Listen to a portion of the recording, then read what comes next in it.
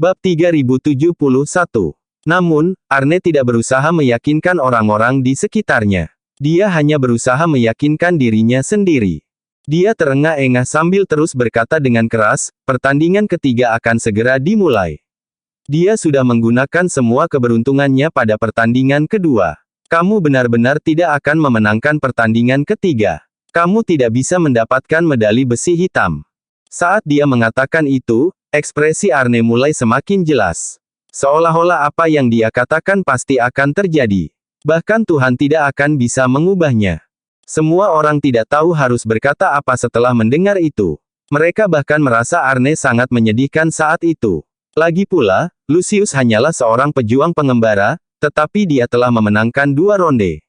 Dia hanya memiliki ronde terakhir yang tersisa untuk memenangkan taruhan besi hitam. Keberuntungan tidak akan selalu melekat pada satu orang. Bahkan jika mereka tidak ingin melihat Lucius menang, kenyataannya ada di depan mereka semua. Bahkan jika mereka ingin menyangkalnya, mereka tidak punya alasan untuk itu. Binatang kedua mengandalkan kekuatan kasar untuk bertarung. Binatang buas itu biasanya lebih kuat dalam bertahan dari biasanya. Itu adalah kebenaran yang tak terbantahkan. Terlebih lagi, begitu banyak prajurit yang telah berada di Kolosseum untuk waktu yang lama. Mereka telah melihat pertempuran yang tak terhitung jumlahnya. Setiap kali, bahkan jika ada binatang yang lebih lemah dan lebih kuat, bahkan yang paling lemah pun akan memiliki kekuatan dasar. Fakta bahwa Lucius berhasil menang 2 kali berturut-turut berarti keterampilannya pasti jauh lebih kuat daripada kebanyakan prajurit. Selain Arne, bahkan mereka yang tidak mau mengakui fakta itu telah dipaksa. Bahkan para murid paviliun rusa di belakang Arne perlahan menerima kebenaran. Waktu berlalu, dan panggung dengan cepat dibersihkan. Jack dengan mantap berjalan ke atas panggung lagi. Kali ini, kerumunan itu sangat sunyi. Semua orang sudah melihat Jack dengan ekspresi berbeda. Penjaga mengeluarkan gulungan hitam lainnya. Setelah membuka gulungan itu, 5 gambar binatang baru ditembakkan ke udara.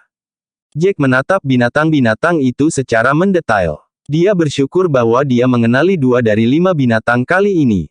Yang pertama adalah drek karang yang ada di ujung paling kanan, sedangkan rubah merah berekor 9 ada di ujung kiri. Kedua binatang itu berada pada level yang hampir sama, mereka berdua sedikit lebih kuat dari anjing energi. Jika Jack mengaturnya secara berurutan, drek karang harus berada di urutan ketiga, sedangkan rubah merah berekor 9 harus berada di urutan keempat. Kedua binatang itu tidak terlalu berbeda satu sama lain.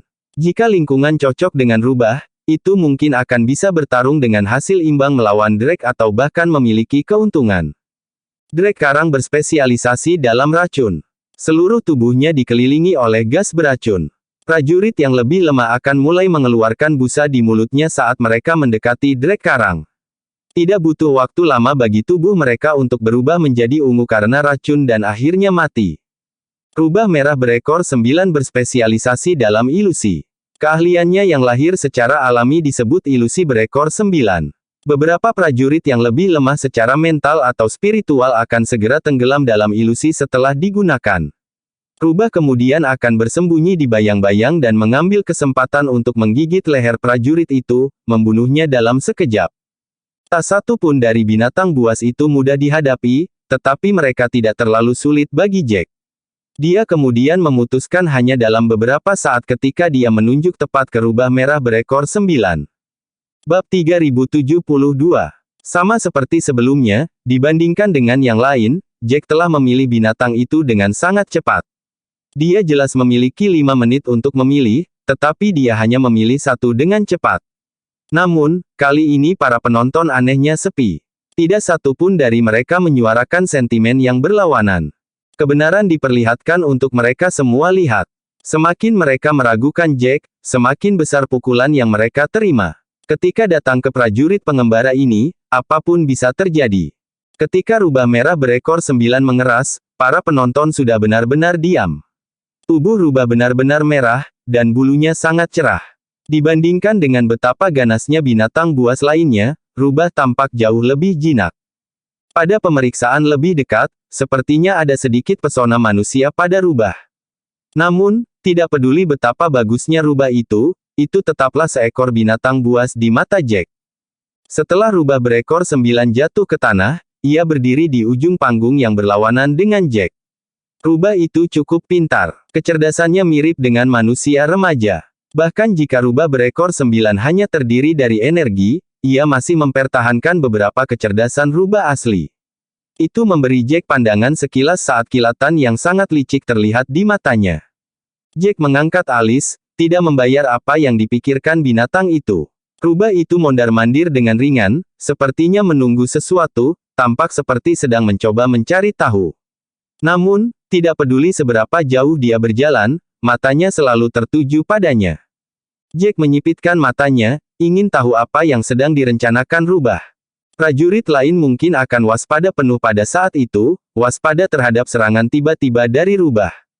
Namun, Jack tidak peduli dan malah penuh antisipasi tentang apa yang akan dilakukan rubah. Merasakan emosi Jack, rubah sedikit mengernyit, merasa dia berbeda dari manusia lain. Pada saat itu, rubah menyipitkan matanya karena tiba-tiba berubah menjadi merah, seolah-olah telah ternoda oleh darah. Jack tiba-tiba merasa segalanya berubah. Panggung yang awalnya hanya memiliki mereka berdua tiba-tiba dipenuhi oleh wanita cantik yang berpakaian minim. Keindahan itu sangat menggoda, dan wajah mereka ditutupi oleh kerudung tipis. Para wanita tertawa dan bermain-main. Dia berbalik untuk melihat dan memperhatikan bahwa beberapa gadis sudah di depannya. Dia melihat para wanita itu mengulurkan tangan dan memohon padanya untuk bergabung dengan mereka. Jack tidak bisa membantu tetapi memutar matanya. Ilusi tingkat rendah seperti itu tidak akan mempengaruhi Jack sama sekali. Mungkin merasakan temperamen Jack, para wanita tiba-tiba menegang saat mata mereka dipenuhi amarah. Mereka tampak marah karena Jack tidak bereaksi. Setelah itu, Jack mendengar beberapa ledakan saat wanita cantik itu meledak menjadi bubuk merah muda satu demi satu, menghilang ke udara. Bibir Jack berkedut tak berdaya, bertanya-tanya apakah hanya itu. Rasanya agak terlalu tidak berguna. Apakah dia sudah memasuki ilusi lain? Itu bahkan tidak menarik minat Jack. Saat dia bertanya-tanya apakah itu sudah berakhir, para penonton tiba-tiba mengeluarkan beberapa tangisan. Dia segera berbalik, menemukan bahwa para penonton yang diam tiba-tiba menjadi gempar. Beberapa dari mereka berdiri dengan ekspresi ngeri. Tepat setelah itu, sekelompok penjaga tiba-tiba bergegas ke tribun. Para penjaga itu memegang pedang mereka, semuanya dipenuhi dengan niat membunuh. Bab 3073. Semua penonton mundur. Beberapa dari mereka berteriak sementara beberapa dari mereka dengan panik berlari menjauh. Saat itu, Jack sedang tidak ingin peduli pada orang lain, melainkan hanya menatap Rudy. Rudy tampak sangat menyedihkan di depan orang banyak. Dia terlihat sangat ngeri saat dia terus-menerus memohon belas kasihan. Karena dia duduk di depan, dia yang paling dekat dengan penjaga. Pada saat itu, mereka sudah berada di depannya. Para penjaga tampaknya sudah gila, menebas semua orang yang mereka lihat. Keterampilan mereka sangat luar biasa. Mereka setidaknya berada di alam pemadatan ilahi. Prajurit pada level itu benar-benar mustahil untuk dikalahkan terutama ketika tidak ada dari mereka yang berusia lebih dari 60 tahun. Tidak ada yang memiliki kemampuan untuk melawan penjaga. Para penjaga sangat cepat. Setelah memotong dua kepala di depannya, Rudy berada tepat di depan mereka. Jika Jack terus tidak melakukan apa-apa, maka Rudy pasti akan mati. Merasakan tatapan Jack, Rudy menoleh dengan ekspresi tidak berdaya. Dia tahu dia akan mati, dan dia memohon bantuan Jack. Menghadapi perkembangan yang tiba-tiba itu, Jack hanya menatap dingin, tidak menggerakkan tubuhnya sama sekali. Bahkan jika dia melihat seseorang akan membunuh Rudy, ekspresinya tidak berubah. Dia tidak bereaksi terhadap apapun yang terjadi sama sekali. Mata rubah merah berekor 9 semakin memerah, begitu banyak sehingga mulai bersinar. Pada saat itu sudah menggunakan ilusi berekor 9 ke tepi jurang. Seluruh arena telah ditutupi oleh cahaya merah. Pada saat itu, panggung tertutup cahaya itu, tetapi penonton masih bisa melihat panggung. Tidak seperti apa yang dilihat Jack, penonton sebenarnya baik-baik saja. Tidak ada yang terjadi, dan para penjaga tidak mengamuk. Semua yang dia lihat hanyalah ilusi dari rubah merah berekor 9. Para penonton tidak terkena ilusi, jadi yang mereka lihat hanyalah seorang pria dan seekor binatang yang saling berhadapan. Rubah itu menatap tepat ke arah Jack, dan Jack tidak bergerak sama sekali. Rasanya seperti seluruh tubuhnya telah menegang dan terpaku di tempatnya. Seseorang dengan penasaran bertanya, mengapa Lucius tidak bergerak? Dia seperti dijepit. Siapa yang tahu? Mungkinkah itu strateginya? Bisakah kalian semua menggunakan otak kalian saja? Tidakkah kalian melihat bahwa rubah berekor 9 sudah menyerang? Apa? Binatang itu sudah menyerang. Kenapa aku tidak melihat apa-apa? Yang aku lihat hanyalah cahaya merah yang mengelilingi seluruh panggung. Selain itu, tidak ada yang terjadi. Aku merasa seperti Lucius hanya berdiri di sana tidak bergerak. Aku tidak merasakan apa-apa lagi. Kamu benar-benar idiot. Apa kamu belum pernah mendengar tentang ilusi? Sepertinya binatang ini pandai dalam ilusi, dan keterampilan alaminya seharusnya berada pada level yang cukup tinggi. Lucius tidak bergerak karena dia dalam ilusi. Rubah merah itu sedang menunggu kesempatan. Setelah yakin bahwa Lucius benar-benar terperangkap dalam ilusi, ia akan meluncurkan serangannya. Jika Lucius tidak bisa lepas dari ilusi, dia akan mati. Arne secara alami memiliki beberapa pengetahuan sebagai murid terpilih dari Paviliun Rusa. Ketika dia melihat bahwa cahaya merah telah menyelimuti seluruh panggung, dia yakin bahwa binatang itu menggunakan serangan ilusi. Bab 3074. Dia menyipitkan matanya saat dia meneriakkan di atas panggung lagi, dia pasti akan mati. Dia tidak akan lolos kali ini. Rubah itu akan menggigit tenggorokannya. Pada saat itu, Arne tampak seperti wanita yang dicemooh yang hanya tahu cara mengutuk. Rubah merah berekor 9 akhirnya bergerak. Sudah pasti Jack sudah terperangkap dalam ilusi, tidak dapat melarikan diri untuk saat ini. Itu adalah kesempatan yang ditunggu-tunggu. Rubah merah berekor 9 membuka mulutnya, memperlihatkan senyum seram seperti manusia di wajahnya. Tiba-tiba melesat ke depan ke arah Jack dengan kecepatan luar biasa. Semua orang menahan napas. Jarak antara binatang itu dan Jack semakin pendek dan pendek. Dengan kecepatan rubah itu, hanya butuh beberapa saat untuk berada tepat di depan Jack. Jika dia tidak bangun saat itu, dia pasti akan mati. Semua orang di sana, termasuk Rudy, yang masih sangat percaya diri pada Jack, menahan napas. Rudy mungkin yakin dengan kemampuan Jack, tapi dia tidak tahu apakah Jack bisa menahan ilusi. Bagaimanapun, ilusi bukanlah serangan fisik. Rudy mengerucutkan bibirnya, tidak bisa menahan diri untuk tidak berdoa untuk Jack. Dia masih belum bangun. Kalau begitu, Lucius sudah mati. Tidak mungkin dia bisa hidup. Di tribun penonton, seseorang tidak bisa menahan diri untuk tidak berteriak. Pada saat itu, rubah berekor 9 berada tepat di depan Jack. Rahangnya terbuka lebar dan akan merobek tenggorokan Jack detik berikutnya. Tidak ada harapan lagi. Pada saat yang tepat, Jack tiba-tiba melebarkan matanya dan menusukkan pedangnya. Serangan itu telah menembus tenggorokan rubah dengan sempurna. Rubah tidak pernah menyangka bahwa Jack akan benar-benar bangun pada saat itu. Bahkan jika dia mau, sudah terlambat untuk menghindar. Semua orang mendengar percikan saat darah menyembur lebih dari 30 kaki. Mata rubah berekor 9 melebar dan Jack melihat sedikit ketidakpercayaan di dalamnya. Jack mendengus dingin, dia tahu apa yang dipikirkan rubah berekor 9 saat itu. Bagaimanapun, rubah sudah yakin bahwa dia telah sepenuhnya terperangkap dalam ilusi, bahkan tidak mampu berjuang. Itulah mengapa rubah menyerang. Namun, Jack benar-benar menerobos pada saat terakhir, menyerang begitu tiba-tiba sehingga rubah tidak bisa menghindarinya. Dengan keras, tubuh rubah itu terbanting ke tanah. Itu sangat menyakitkan sehingga seluruh tubuhnya berkedut. Namun, ia bahkan tidak bisa berteriak kesakitan karena tenggorokannya telah ditusuk, tidak dapat mengeluarkan suara. Jack tertawa ketika dia berkata, ilusi kecilmu tidak ada apa-apanya di depanku. Aku adalah pejuang atribut jiwa. Jika jiwaku tidak cukup kuat, bagaimana aku bisa berlatih teknik atribut jiwa? Prajurit dengan jiwa yang kuat adalah kutukan ilusi. Selama jiwa seseorang cukup kuat, ilusi tidak akan mempengaruhi mereka. Jack sudah menguasai menghancurkan Void dan telah menyerap begitu banyak fragmen jiwa. Jiwanya sudah sekuat tembok kota. Ilusi rubah berekor 9 bukanlah apa-apa baginya. Itu tidak akan pernah bisa meruntuhkan tembok itu. Jack sengaja membiarkan rubah berpikir bahwa dia telah jatuh ke dalam ilusi, tidak bisa keluar. Itu untuk membuat rubah menyerang. Sebenarnya, Jack telah melihat semua yang dilakukan rubah. Penjelasan Jack pada dasarnya menjawab pertanyaan rubah. Tubuhnya sedikit bergetar, sepertinya ingin mengatakan sesuatu, tetapi Jack jelas tidak ingin membuang waktu. Dengan tusukan lain, tubuh rubah menegang karena berhenti bernapas. Bab 3075 saat rubah mati, penghalang di sekitar arena benar-benar bubar.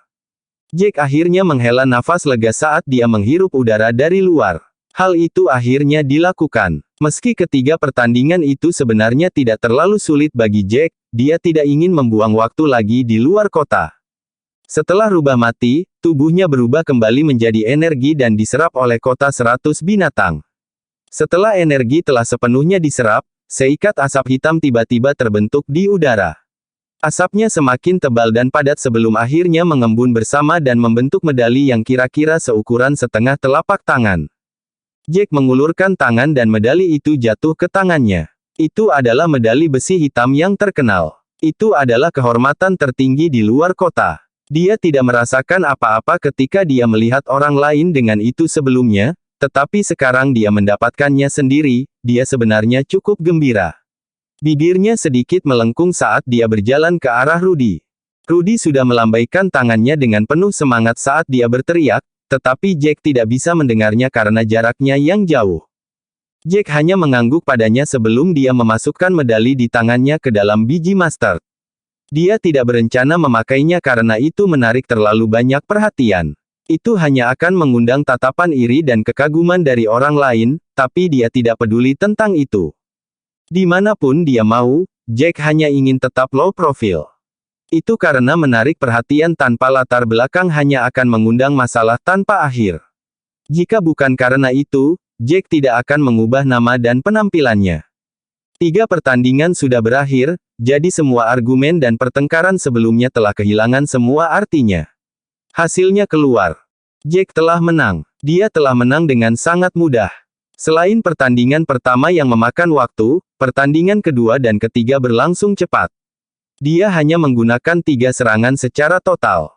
Dibandingkan dengan orang lain yang berjuang sampai batas mereka, dia menang terlalu mudah.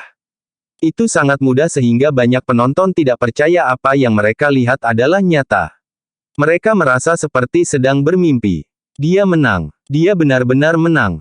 Itu adalah peluang 1:7. Saya akan kaya jika saya bertaruh padanya. Beberapa penonton dipenuhi dengan penyesalan pada saat itu. Mereka tergoda untuk memenggal tangan mereka sendiri, meratapi pilihan mereka. Mengapa mereka memutuskan untuk percaya pada orang lain dan bertaruh pada binatang itu? Jika mereka bertaruh pada Lucius, maka mereka akan kaya. Bertaruh 1 juta akan memberi mereka 7 juta kembali. Memikirkannya saja sudah membuat mereka emosional. Kesenjangannya begitu besar sehingga beberapa dari mereka tidak bisa tenang. Mereka yang tergoda untuk bertaruh pada Jack sangat marah. Ini salahmu, kalian sekelompok idiot. Kalau tidak, aku akan mendapatkan 7 juta sekarang. Aku bertaruh 800.000 kristal roh, dan semuanya hilang sekarang. Itu adalah seluruh kekayaanku. Aku sudah selesai. Rudy merasa lega mendengar penyesalan semua orang. Mereka semua bersikeras bahwa Jack tidak berharga, mengatakan bahwa Jack hanyalah badut yang hanya tahu cara pamer. Mereka akhirnya tahu siapa badut yang sebenarnya.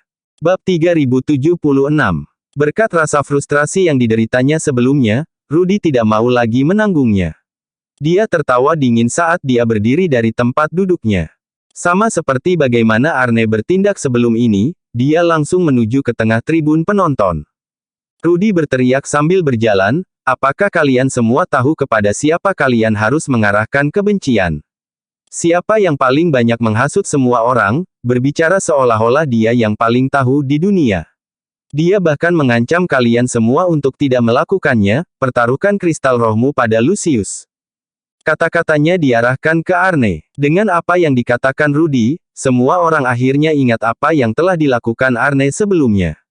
Mereka segera mengubah target mereka ketika mereka mulai berteriak pada Arne, "Arne, dasar anjing.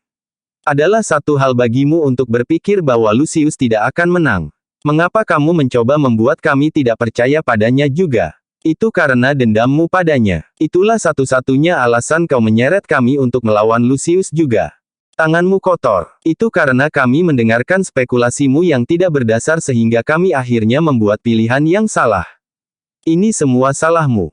Itu benar. Ini semua salahmu. Jika bukan karena kamu terus-menerus mengklaim bahwa Lucius hanya mencoba pamer dan bahwa dia tidak mungkin menang, aku akan bertaruh pada Lucius. Pada saat itu, Arne menjadi target utama semua orang. Memikirkan semua yang telah dia lakukan sebelumnya, para prajurit yang hadir merasa seperti mereka telah ditipu olehnya. Jika Arne tidak terlalu menghina Lucius, tidak banyak dari mereka yang akan bertaruh pada binatang buas sama sekali. Pada saat itu, banyak dari mereka memiliki satu pemikiran di benak mereka. Jika mereka bertaruh pada Jack, mereka akan mendapatkan banyak uang. Sejak mereka memasuki 100 Beast City, mereka belum pernah melihat peluang setinggi itu. Taruhan yang mereka pasang akan menghasilkan 7 kali pembayaran dalam sekejap. Memikirkannya saja sudah membuat mata mereka berair. Hadiah yang begitu besar telah terlepas tepat di depan mata mereka, dan itu semua karena Arne. Jika bukan karena dia, mereka mungkin akan mengertakkan gigi dan bertaruh pada Lucius saat itu. Mereka akan sangat senang bahwa mereka akan lupa nama mereka.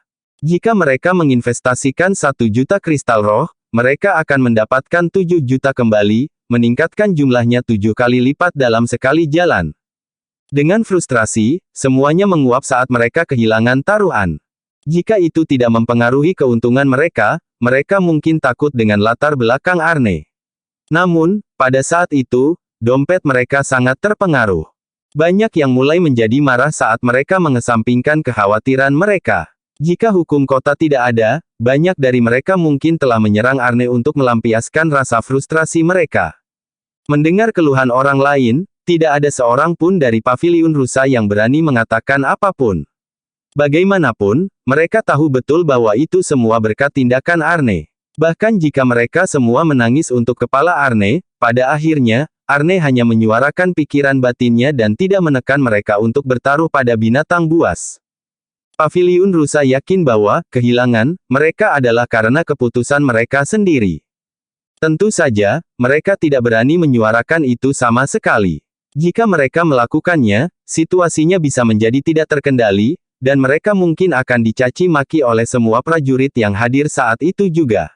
Dengan demikian mereka dipaksa untuk menundukkan kepala dan tetap diam. Sambil mondar-mandir semua teriakan itu, ekspresi Arne tanpa emosi saat matanya kehilangan kilau. Dia duduk kaku di tribun penonton, melihat ke depan. Jika dadanya tidak bergerak, murid di belakangnya akan mengira dia sudah mati. Murid penyedot itu memandang Arne dengan khawatir. Keadaan Arne sangat aneh dan mengkhawatirkan. Fakta bahwa Lucius telah menang adalah sesuatu yang tidak bisa diterima oleh Arne. Namun, Arne benar-benar tanpa emosi. Seluruh tubuhnya tegang, dan dia hampir tidak bereaksi. Bab 3077. Ini sangat mengkhawatirkan rekan-rekan murid Arne di belakangnya. Setelah melihat Arne untuk waktu yang lama, mereka memperhatikan bahwa Arne tampaknya tidak mendengar apapun yang dikatakan orang sama sekali, tidak peduli seberapa keras teriakan itu. Salah satu dari mereka berkata dengan khawatir, "Arne, apakah kamu baik-baik saja?" "Yah, anak itu hanya beruntung, saya yakin. Meskipun sulit untuk mendapatkan keberuntungan 3 kali berturut-turut, itu tidak berarti tidak mungkin. Saya hanya berpikir bahwa orang ini hanya berhasil menang 3 kali berturut-turut murni karena keberuntungan, tetapi itu tidak membuktikan bahwa dia kuat sama sekali. Iya, itu benar, dia hanya beruntung. Kami sudah memberi tahu rekan-rekan murid kami tentang dia, saat ada kesempatan, kita tidak akan membiarkan dia hidup." Setelah mendengar itu, wajah kaku Arne akhirnya bergerak. Setelah waktu yang lama, Arne perlahan berbicara dengan suara serak, "Kamu benar, keberuntungan ada di pihaknya." Begitulah cara dia menang 3 kali berturut-turut. Arne sudah pada tahap di mana dia tidak akan pernah menerima kebenaran, bahkan jika itu tepat di depannya. Meski keberuntungan hanya berperan kecil dalam memenangkan 3 pertandingan berturut-turut, Arne masih merasakan hal yang sama. Pada saat itu, dia mendengar tawa dingin di sebelahnya. Arne mendongak dan melihat Jack dalam jubah abu-abu, menegakkan tubuhnya sebagai tanda ejekan bisa dilihat di tatapan dingin Jack. Bibir Arne berkedut saat dia berteriak, "Untuk apa kau menatapku?" Jack jengkel dengan tindakan seperti ini, Tetapi setelah semua yang telah dilakukan Arne, dia tidak akan pernah melepaskan Arne dengan mudah. Bahkan jika mereka tidak bisa menyerang pada saat itu, dia akan baik-baik saja selama dia bisa membuat Arne menjadi lebih marah, lebih tidak terkendali. Jack tertawa dingin sebelum berkata, "Kamu mengatakan ada sesuatu yang salah dengan kepalaku, tapi aku pikir kamu harus melihat dirimu di cermin. Aku sudah memenangkan 3 kali berturut-turut dan mendapat medali besi hitam, tapi kamu masih bersikeras, bahwa itu hanya karena keberuntunganku bagus seperti bagal yang keras kepala. Jika tidak ada yang salah dengan kepalamu, maka kamu pasti benar-benar idiot." Wajah Arne menjadi gelap saat dia berteriak, "Apa yang kamu katakan? Siapa yang kamu panggil idiot?" Jack berkata dengan tenang, "Jadi kamu bukan hanya idiot, ada yang salah dengan telingamu juga. Apakah saya tidak cukup jelas dengan apa yang saya katakan?" Arne sangat marah sehingga dia akan memuntahkan darah. Dia tiba-tiba berdiri ketika dia memelototi Jack dengan marah, "Kamu. Sebaiknya kau tutup mulutmu saja," sela Jack ketus. "Apakah kamu bahkan mengatakan yang sebenarnya?" Arne dengan keras berkata, "Apa yang pernah saya katakan itu tidak benar." Jack mendengus. "Apakah kamu lupa apa yang kamu katakan? Kamu mengatakan bahwa aku hanya memulai taruhan besi hitam karena aku suka menjadi pusat perhatian dan pamer. Apakah menurutmu semua itu benar?" Bibir Arne berkedut. Dia memang mengatakan itu, tapi itu jauh kurang meyakinkan pada saat itu. Namun, dia menolak untuk tunduk. "Apa yang saya katakan masih benar. Anda baru saja memulai taruhan besi hitam untuk menonjol." Setelah mendengar itu, Jack tidak bisa menahan diri untuk tidak tertawa. Bahkan para pejuang di sekitar mereka juga tertawa. Kata-kata Arne terlalu lucu. Jack sudah membuktikan segalanya dengan keahliannya. Tidak perlu ada penjelasan lagi. Bab 3078. Jack tertawa dan dengan dingin berkomentar, "Sepertinya kamu tidak akan pernah mengakui apapun. Sejujurnya, tidak apa-apa bahkan jika kamu menolak untuk mengakuinya." Setelah mengatakan itu, Jack mengeluarkan medali besi hitamnya dari biji mustard. Dia melihat medali dan berkata, "Bahkan sampai akhir, semua yang Anda miliki hanyalah badut. Anda mencoba mengkritik saya dengan standar Anda. Lucu." Jack menatap tepat ke arah Arne dan berkata dengan keras, "Orang yang kamu klaim hanya suka pamer itu menyelesaikan taruhan besi hitam. Bukankah sekarang giliranmu? Bukankah kamu mengatakan sebelum ini bahwa kamu akan memulai taruhan besi hitam? Atau apakah seseorang sekarang brengsek? Apakah kamu hanya memberikan janji kosong? Yang kamu tahu hanyalah menjalankan mulutmu, tetapi kamu tidak memilikinya, keterampilan untuk membuktikan diri sama sekali." Kata-kata Jack langsung mengingatkan semua orang bahwa Arne telah berjanji begitu banyak dan mengatakan bahwa dia akan memulai taruhan besi hitam untuk membersihkan namanya. Bibir Arne berkedut saat sikapnya sebelumnya benar-benar mengempis. Dia mulai terengah-engah, tidak berani menatap mata Jack. Namun, tidak mungkin Jack melepaskannya dengan mudah. "Bukankah sudah waktunya kamu bertindak dalam kata-katamu? Lagi pula, kamu mengklaim bahwa kamu sangat kuat, bersumpah bahwa kamu mendapatkan posisimu secara sah. Jangan bilang bahwa kamu tidak serius ketika Anda mengatakan Anda akan memulai taruhan besi hitam." Seluruh tubuh Arne bergetar, merasa seperti dia telah terpojok. Bahkan jika dia tidak mengatakan apa-apa, Jack tidak akan membiarkannya pergi. Jack mengangkat alis, melanjutkan, "Tampaknya murid-murid paviliun rusa hanya pandai membual tetapi tidak pernah setia pada kata-kata mereka. Apakah ini benar-benar klan di puncak klan kelas 7? Anda telah memperluas wawasan saya hari ini. Murid-murid paviliun rusa benar-benar sampah." Saat itu dikatakan, rekan-rekan muridnya tidak bisa lagi menahan diri. Jack telah menyeret seluruh klan ke dalamnya, yang tidak akan mereka izinkan. Salah satu dari mereka berdiri dan berkata, "Omong kosong macam apa yang kamu katakan? Beraninya kamu memfitnah paviliun rusa." Jack mengangkat alisnya dan dengan acuh membalas, "Siapa yang memfitnah paviliun rusa? Apakah yang saya katakan salah? Bukankah Arne mengatakan dia akan memulai taruhan besi hitam untuk membersihkan namanya? Apakah dia yang memulainya?" Kata-kata Jack menjatuhkan pernyataan itu sepenuhnya. Murid yang mengatakan itu terengah-engah, tidak bisa mengatakan apa-apa. Murid-murid paviliun rusa lainnya benar-benar memerah karena marah. Mereka juga tidak punya alasan untuk membalas kata-kata Jack. Jack tertawa sambil menatap Arne lagi. Apakah kamu pikir mengubur kepalamu di pasir seperti ini akan membuat semuanya pergi begitu saja? Bagaimana ini bisa berlalu dengan mudah? Kamu adalah orang yang memberitahu semua orang untuk tidak bertaruh padaku sebelum ini. Banyak dari mereka bisa mendapatkan kembali 7 kali kekayaan mereka, tetapi apa yang disebut kata-kata penyemangat, Anda mengubah itu. Setelah mengatakan itu, Jack menatap para penonton. Dia melihat sekeliling dan melihat pria botak yang telah mengejeknya sebelumnya. Dia ingat bagaimana pria botak itu mempertaruhkan seluruh kekayaannya pada binatang buas di area taruhan, mengatakan bahwa dia akan dapat menggandakannya. Pria botak itu memiliki ekspresi gelap di wajahnya pada saat itu, kehilangan seluruh kekayaannya dalam sekejap. Jack tersenyum saat dia berjalan 2 langkah menuju pria itu. Bukankah kamu bertaruh 760.000 kristal roh sebelum ini? Bab 3079. Ingatan Jack sangat sempurna. Pria botak itu telah memamerkan kekayaannya pada saat itu, mengatakan bahwa dia berhasil mengumpulkan banyak kristal roh selama bertahun-tahun, yakin bahwa dia akan menggandakannya jika dia mempertaruhkan semuanya pada binatang buas. Tidak mungkin baginya untuk mendapatkan kembali apa yang dia masukkan pada saat itu, apalagi menggandakannya. Hanya dalam satu giliran, Bi direduksi menjadi pengemis belaka, jadi mentalnya sudah hancur. Setelah pria botak mendengar itu, dia tiba-tiba menatap Jack dengan tatapan rumit.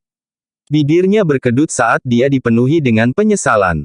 Dia telah merencanakan untuk mempertaruhkan segalanya pada prajurit itu, tetapi setelah mendengar diskusi semua orang serta apa yang dikatakan Arne, dia berubah pikiran. Jika dia menaruh seluruh kekayaannya pada Jack, dia akan menghasilkan lebih dari 5 juta. Memikirkannya saja sudah memenuhi matanya dengan kebencian. Dia tiba-tiba berdiri dan berjalan menuju Arne. Kemarahan batin pria botak itu benar-benar meledak. Dia memusatkan semua kemarahan itu padanya. Jika Arne tidak ada di sana, dia tidak akan kehilangan segalanya. Dia harus memulai dari awal. Bagaimana mungkin dia tidak membenci pria itu? Mata pria botak itu merah saat dia menatap Arne. Dia menunjuk Arne dan berkata, "Kamu pengecut sampah. Kamu sangat membual, tapi sekarang kamu hanya mencoba bersembunyi. Tidakkah kamu pikir kamu lelucon? Karena kamu punya nyali untuk mengatakan bahwa seseorang yang lain suka menyombongkan diri dan bahwa orang lain adalah badut yang hanya ingin menonjol, lalu bisakah kamu melihat dirimu di cermin? Siapa badutnya? Siapa pengecutnya?" Pria botak itu akan kehilangan dirinya sendiri karena amarahnya. Semakin Arne menderita, semakin bahagia dia. Para murid paviliun rusa segera berdiri untuk membela Arne. Salah satu dari mereka berteriak, "Apa yang kamu katakan? Apakah Arne mengatakan dia tidak akan memulai taruhan besi hitam? Dia belum siap, dia akan melakukannya setelah menunggu beberapa saat." Pria botak itu tidak menjual itu sama sekali. Dia mencibir, "Siapa yang kamu coba bodohi? Dia belum siap, katamu. Apa yang kamu persiapkan? Apa yang harus kamu persiapkan? Apakah kamu berencana menunggu 1 atau 2 tahun ketika kekuatanmu bahkan lebih baik untuk memulai besi hitam? Bertaruh. Lelucon macam apa itu? Baiklah, kalau begitu, mungkin saya akan membual kepada semua orang bahwa saya akan memulai taruhan besi hitam juga. Ketika orang bertanya mengapa saya belum memulainya, saya hanya akan mengatakan bahwa saya belum siap mental." Pria botak itu terkekeh menjengkelkan. Para murid paviliun rusa akan menjadi gila karena kemarahan mereka. Melihat ini, Jack mengangguk senang. Inilah yang dia inginkan terjadi. Arne terus-menerus menghinanya sebelumnya, bahkan mengatakan bahwa mereka akan memintanya untuk meminta belas kasihan. Dia ingat semua yang mereka lakukan dan katakan, jadi dia tidak akan pernah membiarkan mereka lolos semudah itu. Bibir Arne berkedut. Wajahnya benar-benar pucat saat dia merasa seperti akan menjadi gila. Perasaan ingin memohon belas kasihan, dia sudah merasakannya sebelum Jack melakukannya. Arne tahu betul bahwa tidak ada penarikan kembali taruhan besi hitam. Dia harus melakukan apa yang telah dilakukan Jack dan memenangkan 3 pertandingan berturut-turut untuk mendapatkan medali besi hitam. Arne tidak memiliki kepercayaan diri untuk menang 3 kali berturut-turut, dia juga tidak percaya pada kemampuannya sendiri. Jika dia memilih binatang yang lebih kuat, dia mungkin akan berakhir seperti Leslie. Bab 3080. Sayangnya, dia tidak akan pernah bisa menarik kembali apa yang dia katakan, dan para pejuang di sekitarnya tidak akan membiarkannya pergi dengan mudah setelah semua yang telah dia lakukan. Dia harus menjelaskan dirinya sendiri. Tindakan pria botak itu hanya membuat para pejuang di sekitar mereka lebih bahagia. Banyak orang di sana yang menyalahkan hilangnya kristal roh mereka pada kata-kata dan ancaman Arne. Ketika semua orang melihat bahwa Arne gagal menjawab, banyak dari mereka berdiri seperti pria botak dan menghina Arne, mengatakan dia sampah dan palsu. Kata-kata mereka yang memprovokasi membuat Arne gemetar karena marah. Dia memandang semua orang yang mengejeknya dengan kebencian. Setelah diteriaki beberapa saat, Arne akhirnya tidak bisa menahan diri. Dengar baik-baik, aku akan memulai taruhan besi hitam sekarang juga. Aku, Arne, bukan pengecut juga bukan palsu. Setelah mengatakan semua itu, dia menggunakan token luar kota untuk mendaftar di depan semua orang. Setelah melakukan itu, penjaga bertopeng kerangka sekali lagi berjalan ke atas panggung dengan gulungan hitam pekat. Setelah melakukan semua itu, Arne menatap Jack dengan kejam. Dia tampak seperti ingin mencabik-cabik Jack. Jack tertawa terbahak-bahak sambil berkata dengan jelas, "Semoga berhasil, kalau begitu." Hahaha. Dia kemudian berbalik dan kembali ke tempat di mana Rudy telah menunggu. Setelah Jack duduk, Rudy berkata dengan penuh semangat, "Saya sudah mendapatkan kristal roh. Anda memiliki 7 juta sementara saya memiliki total 4.690.000. Saya belum pernah melihat begitu banyak kristal roh dalam hidup saya." Rudy sangat bersemangat sehingga dia tidak bisa menutup mulutnya. Dia hanya memiliki sekitar 670.000 kristal roh sebelum ini dan telah mempertaruhkan segalanya pada Jack untuk rejeki nomplok yang begitu besar. Rudy merasa dia akan tersenyum bahkan dalam tidurnya malam itu. Jack mengangkat alis. "Itu bukan apa-apa. Kamu bahkan akan dapat menghasilkan lebih banyak lagi nanti. Kamu akan memiliki lebih dari 10 juta. Rudy tercengang mendengarnya. Dia tidak bereaksi pada awalnya, tetapi setelah beberapa saat, dia meluruskan tubuhnya. Rudy berbisik, "Maksudmu kau sudah tahu apakah Arne akan menang atau kalah?" Arne baru saja memulai taruhan besi hitam saat semua orang menonton. Kali ini, tidak ada satu orang pun yang berani memastikan hasilnya. Lagi pula, dengan apa yang terjadi dengan Jack, semua orang mulai merasa segalanya mungkin. Meskipun mereka memandang rendah Arne, tidak ada yang berani memastikan apapun pada saat itu, takut mereka akan digigit kembali. Pada saat itu, Arne telah berjalan ke atas panggung dengan langkah gemetar. Sikapnya jauh berbeda dari Jack. Ketika Jack di atas panggung, ekspresinya pasif meskipun dengan bakat percaya diri.